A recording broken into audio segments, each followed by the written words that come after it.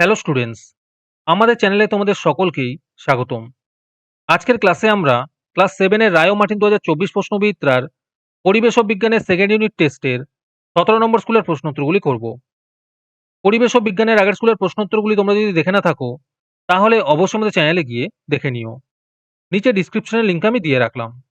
আর তোমরা যদি আমাদের চ্যানেলে নতুন হয়ে থাকো, তাহলে চ্যানেলটিকে সাবস্ক্রাইব করে পাশে থাকা বেল আইকনটি অলে প্রেস করে রেখো। তাহলে পরে ক্লাসের ভিডিওগুলি আমি আপলোড করলেই তোমাদের কাছে নোটিফিকেশন পৌঁছে যাবে। তাহলে শুরু করা যাক। 17 নম্বর স্কুলের ফিজিক্যাল সায়েন্সের মধ্যে আছে সঠিক উত্তরটি নির্বাচন করো। 1 নম্বর প্রশ্ন হলো চৌম্বক দৈর্ঘ্য সমান সমান চৌম্বকের জ্যামিতিক দৈর্ঘ্য গুণিত, এর উত্তর হবে 0.85। 2 নম্বর প্রশ্ন হলো ইলেকট্রিক বাল্বে ফিলামেন্ট তৈরি হয়, এর উত্তর হবে টাংস্টেন দিয়ে।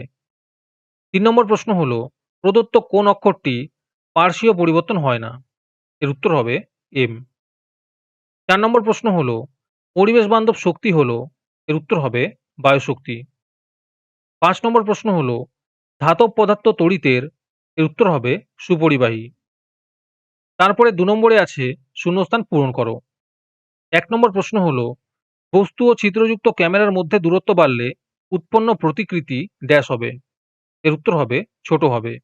2 নম্বর প্রশ্ন হলো চুম্বকের বিষমমেরু পরস্পরকে ড্যাশ করে, এর উত্তর হবে আকর্ষণ করে। 3 নম্বর প্রশ্ন হলো বৈদ্যুতিক ঘণ্টাতে ড্যাশ ব্যবহৃত হয়, এর উত্তর হবে তড়িৎ চুম্বক ব্যবহৃত হয়। তারপরে 3 নম্বরে আছে নিচের প্রশ্নগুলির উত্তর দাও। 1 নম্বর প্রশ্ন হলো এটিএম এর পুরো নাম লেখো, এর উত্তর হবে অটোমেটেড টেলার মেশিন। 2 নম্বর প্রশ্ন হলো এলইডিতে কোন শক্তি কোন শক্তিতে রূপান্তরিত হয়, এর উত্তর হবে তড়িৎ শক্তি আলোক শক্তিতে রূপান্তরিত হয়। 3 নম্বর প্রশ্ন হলো অভিসারী রশ্মিগুচ্ছ অঙ্কন করে দেখাও।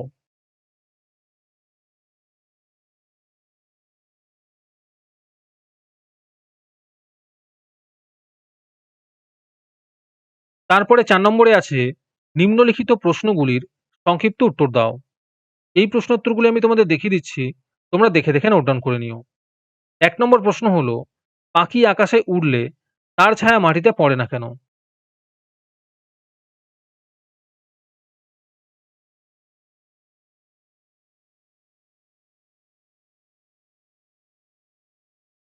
দু নম্বর প্রশ্ন হলো একটি অপ্রচলিত শক্তি ও একটি জীবাশ্ম জ্বালানির উদাহরণ দাও।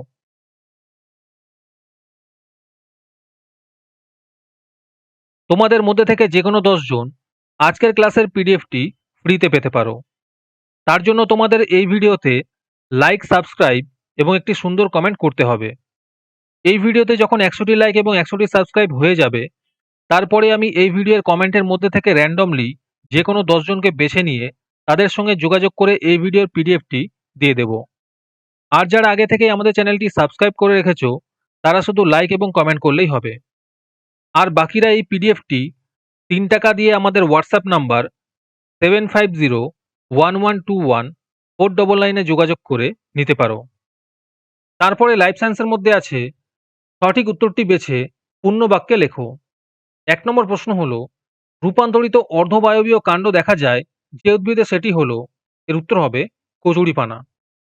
2 নম্বর প্রশ্ন হলো আমের ফলত্বকের যে অংশটি আমরা খাই তা হলো, এর উত্তর হবে মধ্যত্বক। 3 নম্বর প্রশ্ন হলো অভিস্রাবণ প্রক্রিয়ায় প্রয়োজন, এর উত্তর হবে অর্ধবেদ্য পর্দা। তারপরে 2 নম্বরে আছে নিচের প্রশ্নগুলির নির্দেশ অনুসারে উত্তর দাও। 1 নম্বরে আছে শূন্যস্থান পূরণ করো। প্রশ্ন হলো অপরাজিতা একটি ড্যাশ ফুল, এর উত্তর হবে অসম্পূর্ণ ফুল। 2 নম্বরে আছে সত্য বা মিথ্যা লেখো। প্রশ্ন হলো এঁচোড় হলো একটি যৌগিক ফল, এটি সত্য হবে। 3 নম্বরে আছে সত্য বা মিথ্যা লেখো। প্রশ্ন হলো তাপমাত্রা কমলে ব্যাপন ঘটে তাড়াতাড়ি, এটি মিথ্যা হবে। তারপরে 4 নম্বরে আছে ভুট্টার বর্মের মতো বীজপত্রকে কি বলে, এর উত্তর হবে স্পুটেলাম বলে। 5 নম্বর প্রশ্ন হলো সম্পর্ক নিরূপণ করো, এখানে উত্তর হবে বংশবিস্তার। 6 নম্বর প্রশ্ন হলো জবা পাতায় কি ধরনের শিলাবিন্যাস দেখা যায়, এর উত্তর হবে জালিকাকার। 7 নম্বর প্রশ্ন হলো জেকবনস অর্গ্যান কোথায় থাকে? এর উত্তর হবে সাপের মুখের মধ্যে। তারপরে ৩ নম্বরে আছে নিচের প্রশ্নগুলির সংক্ষিপ্ত উত্তর দাও। ১ নম্বর প্রশ্ন হলো একটি মূলের বিভিন্ন অংশের কাজ উল্লেখ করো। প্রশ্নের উত্তরগুলি সুন্দর করে দেওয়া আছে। তোমরা দেখে লিখে নিও।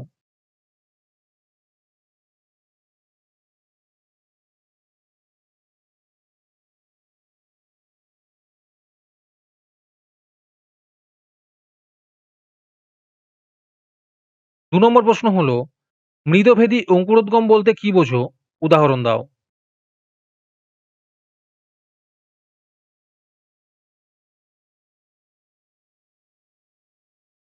৩ নম্বর প্রশ্ন হলো স্বপরাগযোগ ও ইতর পরাগযোগের মধ্যে দুটি পার্থক্য লেখো। আজকের ক্লাসটি তোমাদের ভালো লেগে থাকলে অবশ্যই একটি লাইক এবং বন্ধুদের কাছে শেয়ার করে দিও। পরের স্কুলগুলির প্রশ্নোত্তরের ভিডিও তাড়াতাড়ি পেতে চ্যানেলটিকে অবশ্যই সাবস্ক্রাইব করে রেখো। তাহলে দেখা হচ্ছে পরের ক্লাসে।